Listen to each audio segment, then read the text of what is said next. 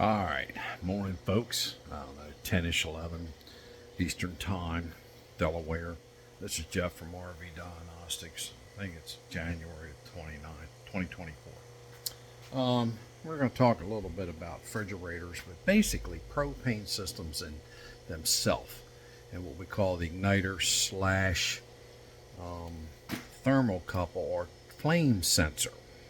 Okay, I want to show you a little bit. I tore this apart already so you can see it. Let's look now. All right, doesn't matter if it's a Nor cold or whatever, it's got an igniter.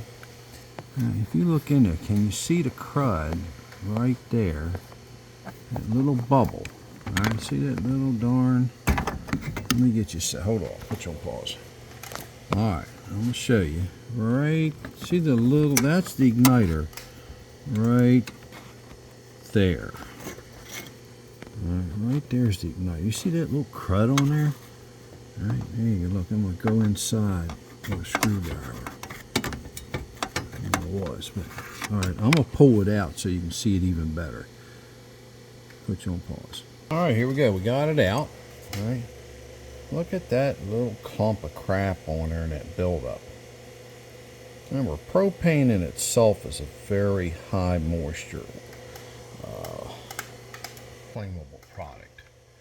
All right, so that's pretty bad off. Well, that changes the ability. It might ignite, but it changes the ability for it to give a true flame sensor. Remember, it has to be an 1/8 inch. The burner in there.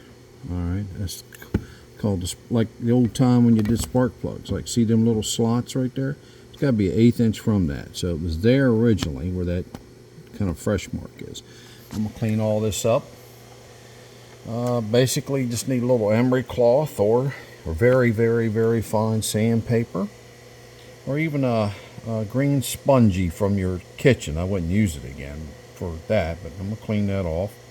I might even have a spare. Hold on. All right, so this one, what does that auto adjust? I gotta look into that. That's a lot better. I got it off of a Fridgerator I got rid of just to show people. Let me go put the dog in the thing. So I'm going to clean it up, put it back in there, and use an 1/8 inch gap between here and the flame slots. Alright, that's just a quick video just to help you understand. You got to clean these things. You got to do maintenance on them. Thank you. It's Jeff from RV Diagnostics.